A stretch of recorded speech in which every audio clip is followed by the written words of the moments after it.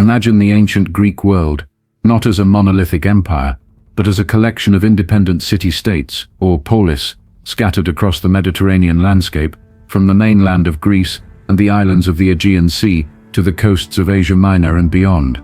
This was a civilization that flourished for centuries, leaving an indelible mark on Western thought, politics, art, and philosophy.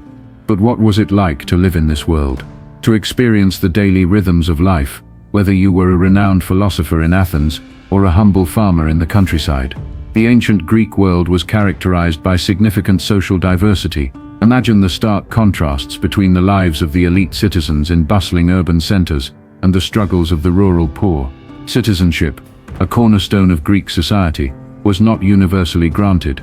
Imagine the exclusion of women, slaves, and resident foreigners, metics, from full political participation, even in the democratic polis of Athens. Let's begin by picturing the life of a philosopher in Athens, the intellectual heart of ancient Greece. Imagine figures like Socrates, Plato, or Aristotle engaging in lively discussions in the agora, the central marketplace and meeting place of the city. These men, often from privileged backgrounds, dedicated their lives to the pursuit of knowledge, debating ethics, politics, metaphysics, and the nature of reality. Their daily lives might involve lecturing students, writing treatises, and engaging in intellectual sparring with fellow thinkers.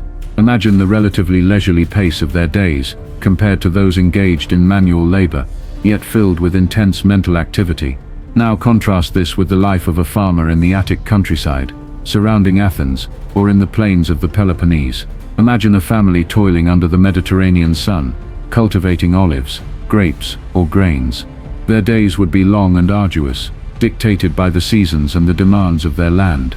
They would be deeply connected to the natural world, their lives governed by the cycles of planting, growing, and harvesting. Their concerns would be more immediate: the weather, the health of their crops and livestock, and providing for their families. While they might travel to the local polis for market days or religious festivals, their world was largely rural and agrarian.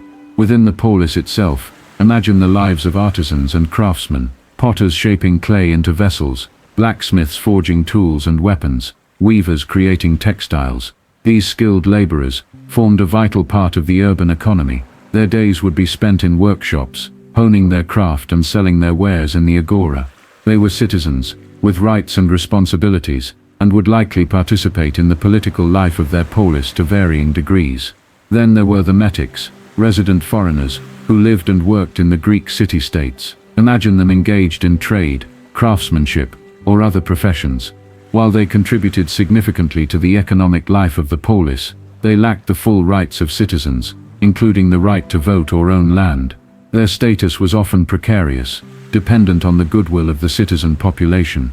Finally, imagine the lives of the enslaved, who formed a significant portion of the population in many Greek city-states.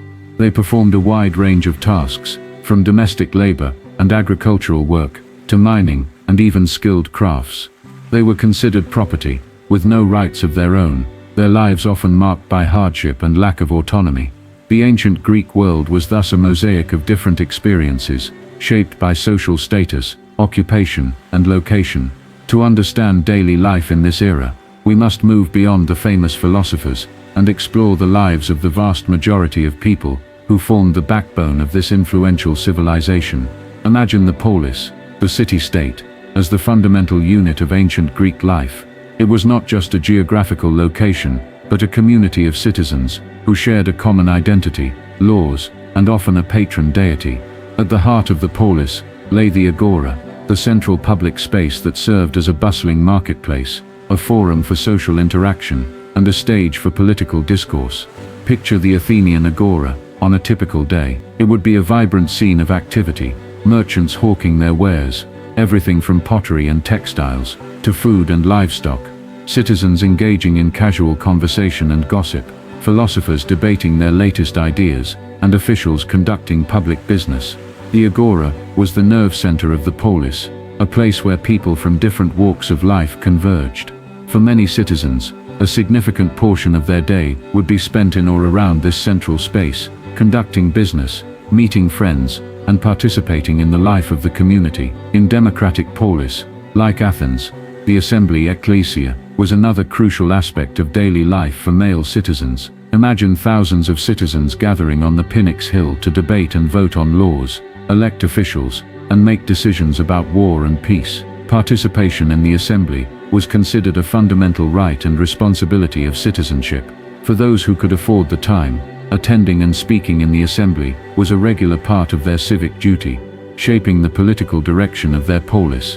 Beyond the formal structures of the agora and the assembly, community played a vital role in ancient Greek life. Imagine the importance of family and kinship ties, which formed the bedrock of social organization. Extended families often lived in close proximity and supported each other in various aspects of life. Neighborhoods and local dems in Attica also fostered a sense of belonging and shared identity. Imagine citizens participating in local festivals, religious processions, and social gatherings, reinforcing the bonds within their communities. These informal interactions were essential for maintaining social cohesion and a sense of shared civic identity. Religious festivals were integral to the rhythm of daily life in ancient Greece.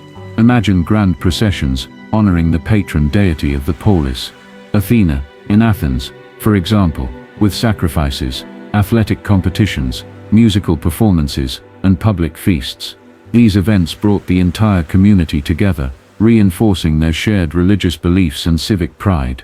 Even leisure activities were often communal. Imagine citizens gathering in gymnasia, not just for physical exercise, but also for intellectual discussion and social interaction. Public baths also served as social hubs. The emphasis on the well-developed citizen, both physically and intellectually, contributed to these communal aspects of daily life. However, it's important to remember that this sense of community was often limited to citizens, primarily adult males. Imagine the experiences of women, who largely operated within the domestic sphere, their social interactions often confined to family and female neighbors. Slaves, of course, were excluded from the political and social life of the community altogether. The heart of the polis, therefore, beat with a complex rhythm, encompassing the bustling activity of the agora, the often passionate debates of the assembly for citizens, and the strong bonds of community that tied citizens together through family, neighborhood, and shared religious and social practices. While not everyone experienced this life equally, the polis provided a framework for daily existence and a source of identity for its citizens. Imagine stepping across the threshold of an ancient Greek home, the oikos. For most citizens, this was the center of their existence, the private sphere that provided shelter, sustenance, and the foundation of family life. The typical Greek house was relatively simple in design, often built around a central courtyard that provided light and ventilation. Rooms would typically include sleeping quarters, storage areas, and perhaps a separate room for women. Family was the cornerstone of ancient Greek society. Imagine the nuclear family, husband, wife, and children, often living alongside extended family members, like elderly parents or unmarried siblings. Lineage and ancestry were important, particularly for citizens, as they determined status and inheritance. The primary purpose of marriage was the procreation of legitimate male heirs to carry on the family line and ensure the continuity of citizenship within the polis. Within this family structure, the roles of men and women were largely distinct and defined by societal norms. Imagine the male citizen as the head of the household, responsible for engaging in public life, politics, warfare, business, and representing the family in the wider community. He was expected to provide for his family and make important decisions regarding their welfare. The roles of women, particularly citizen women, were primarily confined to the domestic sphere. Imagine them managing the household, overseeing the care and education of young children, supervising slaves if the family owned them, and engaging in domestic tasks such as weaving, spinning, and food preparation. Their lives were largely centered within the walls of the oikos. While women's public visibility was limited, their roles within the household were nonetheless crucial. Imagine them as the managers of the family's resources, responsible for the smooth functioning of the oikos. They played a vital role in raising the next generation of citizens and maintaining the social fabric at the familial level. However, it's important to avoid generalizations, as the lives of women varied depending on their social class and the specific polis in which they lived. Imagine the lives of poorer women, who might have had to work outside the home to contribute to the family's income, perhaps as market sellers or laborers. In contrast, wealthier women might have had more leisure, but also faced greater restrictions on their movement and interaction with the outside world. The lives of women in more militaristic polis, like Sparta, differed significantly from those in democratic Athens.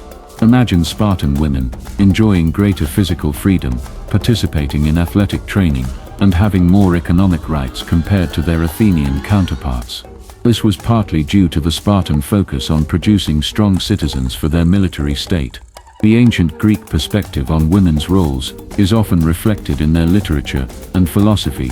Imagine the contrasting portrayals of women in the works of playwrights like Euripides, or the philosophical ideas of thinkers like Aristotle, which often emphasized women's perceived inferiority and their natural place within the home. Despite these limitations, there is evidence of women exerting influence within their families, and sometimes even indirectly in the public sphere through their husbands or sons. Imagine the power dynamics within a household being more nuanced than simple patriarchal dominance.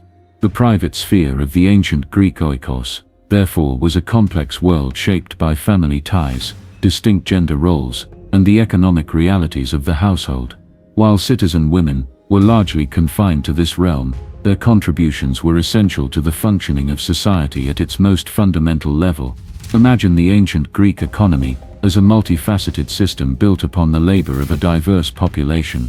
At its core was agriculture, the primary source of sustenance for the vast majority of Greeks. Picture the landscape, dotted with small farms, where families toiled to cultivate essential crops like olives for oil, grapes for wine, and grains like wheat and barley.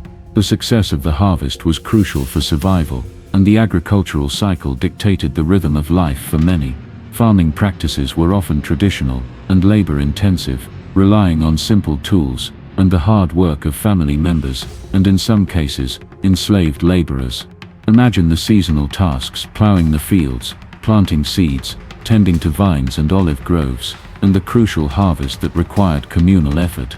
Livestock, such as sheep, goats and pigs, also played a significant role in the rural economy, providing wool, milk, meat, and fertilizer. Beyond agriculture, craftsmanship flourished in the urban centers of the Greek world. Imagine skilled artisans working in workshops, producing a wide array of goods essential for daily life and trade.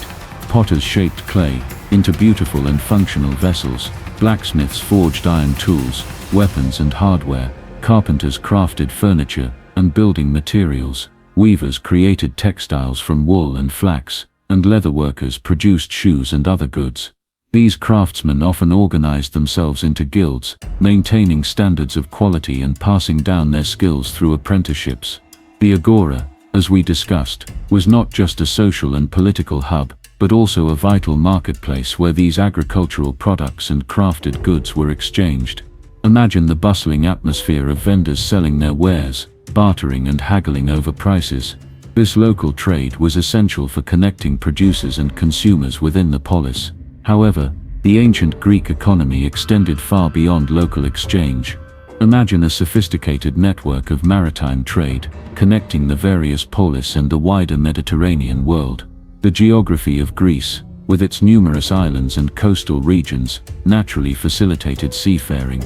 Greek merchants sailed across the seas, transporting goods like wine, olive oil, pottery, metalwork and timber. In exchange for resources such as grain from Egypt and the Black Sea region, raw materials like metals, and luxury goods from the East.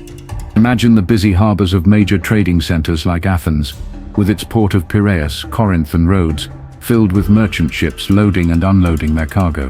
This maritime trade was crucial for the economic prosperity of many polis, allowing them to access resources they lacked locally and to export their own specialized products. The development of coinage, beginning in the 6th century BCE, further facilitated trade and economic transactions. Imagine the use of silver and bronze coins bearing the symbols of individual polis, streamlining exchange and contributing to the growth of a more complex economy.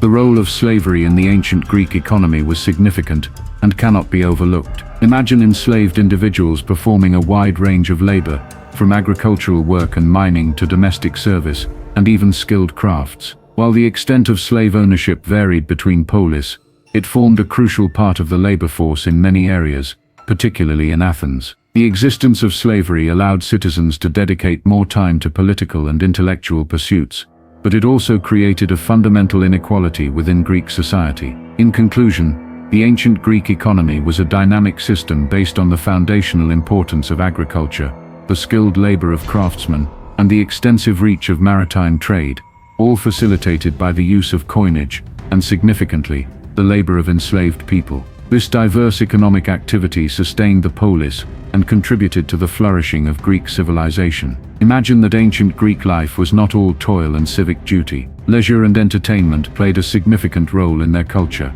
providing opportunities for relaxation, social interaction, and the celebration of their shared identity. The forms of leisure varied depending on social class and location, but certain activities were widely enjoyed. For male citizens, the gymnasium was more than just a place for physical exercise. Imagine it as a social hub, where young men trained their bodies, engaged in philosophical discussions, and forged social bonds. Running, wrestling, discus throwing, and javelin were common activities. The pursuit of physical fitness was highly valued, linked to military readiness and the ideal of the well-rounded citizen. Symposia, or drinking parties, were another important form of male social gathering. Imagine citizens reclining on couches, sharing wine, food, poetry, music, and philosophical debate. These events fostered camaraderie and intellectual exchange, often lasting late into the night. Public festivals were a major source of entertainment and community celebration. Imagine grand processions,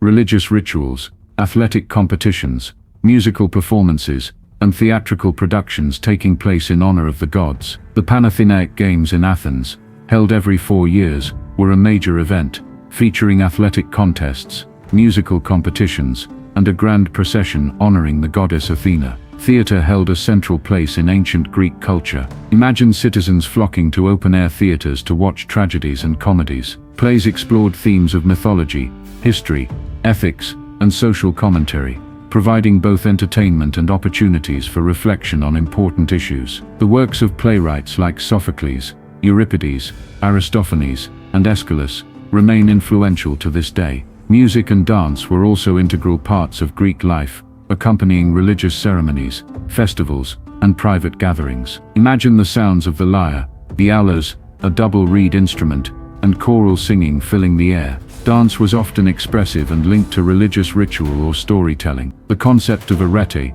often translated as excellence, virtue, or striving for one's full potential, permeated many aspects of Greek life, including leisure and entertainment. Imagine the intense competition in athletic contests, the pursuit of skill and artistry in musical and theatrical performances, and even the striving for eloquence and intellectual prowess in symposia and public debate. The desire to excel and achieve honor was a powerful motivator. While citizen women had more limited access to public forms of leisure, they had their own social gatherings and participated in religious festivals. Imagine women attending female-only religious ceremonies and engaging in social interactions within their households and with female neighbors. For those with the means, private leisure activities might include attending musical performances, enjoying the company of heterae, educated female companions, or engaging in intellectual pursuits within the home. Even children had their forms of play and leisure, with toys, games, and storytelling being part of their upbringing. In essence, ancient Greek leisure and entertainment were intertwined with their social, religious, and cultural values. They provided opportunities for community bonding, the celebration of excellence, and a respite from the demands of daily life. Imagine the world without the foundational contributions of ancient Greece. It's a difficult task, as their intellectual, political, artistic, and scientific achievements have shaped the very fabric of Western civilization and continue to resonate today. The legacy of this remarkable civilization is vast and multifaceted. In the realm of philosophy, ancient Greece laid the groundwork for Western thought. Imagine the profound ideas of Socrates, with his emphasis on questioning and self-examination, Plato, with his theories of forms and the ideal state, and Aristotle, with his systematic approach to logic, ethics, politics, and science. Their inquiries into the nature of reality, knowledge, and the good life continue to be studied and debated by philosophers centuries later. The ancient Greeks also made groundbreaking contributions to politics. Imagine the development of democracy in Athens, a radical experiment in citizen participation that, despite its limitations, excluding women and slaves, provided a model for later democratic systems. Concepts like citizenship, the rule of law, and political debate have their roots in ancient Greek political thought and practice. Art and architecture flourished in ancient Greece, establishing aesthetic ideals that would influence Western art for millennia. Imagine the classical proportions and harmonious designs of their temples, the lifelike sculptures capturing the ideal human form, and the enduring beauty of their pottery and ceramics. Terms like classical and Hellenic still evoke the artistic standards set by the ancient Greeks. In the field of literature, the ancient Greeks produced epic poems like Homer's Iliad and Odyssey, foundational works of Western literature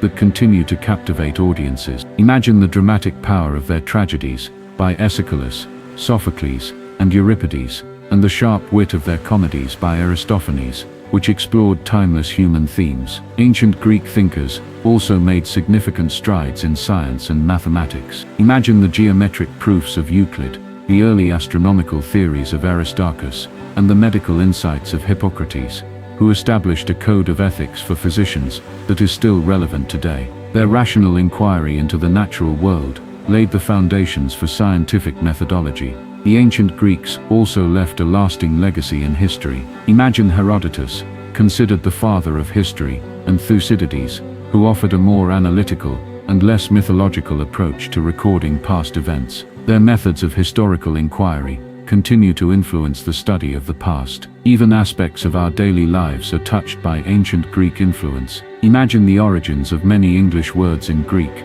derived from their rich vocabulary in philosophy, science, politics, and the arts. The very idea of the Olympic Games harks back to the athletic competitions held in ancient Olympia. In conclusion, the enduring legacy of ancient Greece is immense. Their contributions to philosophy, politics, art, literature, science, mathematics, and history have profoundly shaped Western civilization and continue to inspire and inform our world today. From the principles of democracy to the ideals of beauty and the pursuit of knowledge, the echoes of ancient Greece resonate through the centuries, a testament to the brilliance and innovation of this foundational civilization.